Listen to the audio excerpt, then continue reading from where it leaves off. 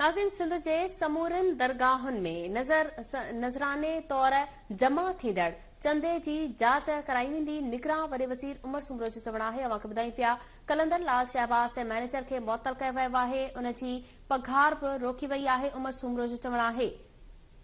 अवां खे ॿुधायूं त सोन ऐं चांदी हैदराबाद जे नेशनल बैंक जे लॉकर में रखणो हुयो, पर उते मुंतकिल न थी सघियो। मैनेजर ज़ुबैर बलोच पारां ॿुधायो वियो। संदसि वधीक चवणु आहे त सोन वापसि स्टोर रूम जी पेटी में रखियो वियो। उन जो ज़िम्मेवार अली रज़ा गोपांग नाले मुलाज़िम आहे, जेको गुम थी वियो आहे। सिंध जे समूरनि दरगाहुनि में नज़राने तौर जमा थींदड़ चंद जी जांच कराई वेंदी। निगरां वज़ीर उमर सुमरो जो चवणु आहे। संदसि चवणु आहे त कलंदर लाल शहबाज़ जे मैनेजर खे मुअतल कयो वियो आहे। उन जी पघार बि रोकी वई आहे। अवां खे ॿुधायूं पिया एतराफ़ कयो वियो आहे त इहा मुंहिंजी ग़लती आहे त मूं गैर ज़िम्मेवार माण्हू खे लॉकर जी चाबी ॾिनी। ज़ुबैर बलोच कमेटी अॻियां एतराफ़ कयो। मैनेजर जो इहो बि चवणु आहे त अली रज़ा ख़िलाफ़ सोन ऐं चांदी चोरी करण जी FIR बि दाख़िल कराई आहे। सिंध जे समूरनि दरगाहुनि में नज़राने तौर जमा थींदड़ चंदे जी जांच कराई वेंदी। निगरां वज़ीर उमर सुमरो जो चवणु आहे। संदसि चवणु आहे त कलंदर लाल शहबाज़ जे मैनेजर खे मुअतल कयो वियो आहे। उन जी पघार बि रोकी वई आहे। जॾहिं त मैनेजर ज़ुबैर बलोच जो चवणु आहे त सोन ऐं चांदी हैदराबाद जे नेशनल बैंक जे लॉकर में रखणो हो, पर उते मुंतकिल न थी सघियो। तफ़सील मालूम कंदासीं। लाइन ते मौजूद आहे सगीर चांडियो जी। सगीर, अपडेट कजो। जी बिल्कुल सबा औकाफ खाते जे करप्ट कामोरन कलंदर लाल शहबाज खे बि बख़्श न कई आहे। कलंदर लाल शहबाज जी दरगाह मां 2 करोड़ 57 लख रुपयनि जो सोन ऐं चांदी जेको आहे उहो चोरी थी वियो आहे।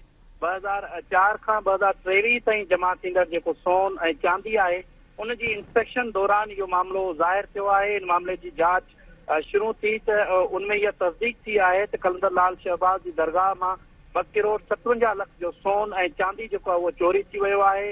अहिड़े तस्दीक खां पोइ जेको आहे दरगाह जो मैनेजर ज़ुबैर बलोच खे मुअतल कयो वियो आहे। संदसि पघार पेंशन जूं समूरियूं मराहतूं रोकण जो बि हुकुम जारी कयो वियो आहे ऐं संदसि ख़िलाफ़ FIA खे कार्रवाई करण जी बि जेको आहे उहा हिदायत कई वई आहे। इन सिलसिले में कमेटी ॾाढो एतराफ़ कयो आहे औकाफ खाते जे मैनेजर ऐं चयो आहे त ॼाणायल मैनेजर जेको आहे उहो सोन ऐं चांदी जेको आहे चोरी वारे मामले ते पंहिंजी गिफ़लत ऐं कोताही खे तस्लीम कयो आहे। मैनेजर पंहिंजे बयान में चयो आहे त इहो सोन ऐं चांदी जेको आहे उहो हैदराबाद जे नेशनल बैंक जे लाकर में रखणो हुयो, पर उते मुंतकिल न थी सघियो, जंहिंजे करे वापसि स्टोर रूम जी पेटी में जेको आहे इहो सोन ऐं चांदी रखियो वियो। उनजो अली रज़ा गोपांग नाले मुलाज़िम हुयो जेको टेलीविजन ते वज़ीफ़ो वठंदो हुयो। उहो हाणे अली रज़ा गोपांग जेको आहे उहो गुम थी वियो आहे। उनखे ॻोल्हण जी कोशिशि कई, पर हू न मिली सघियो। संदसि ख़िलाफ़ सोन ऐं चांदी चोरी करण जी जेका FIR पोइ मूं दाख़िल कराई आहे। मैनेजर इहो एतराफ़ कयो आहे त आउं पंहिंजे फर्ज़नि में लापरवाही ऐं कोताही जेको आहे उहो क़बूल कयां थो। मूं स्टोर रूम जी जेका चाबी हिकु गैर ज़िम्मेवार माण्हू जे हवाले कई। ऐं केतिरनि ई जेको सालनि खां बीमार बि रहां थो।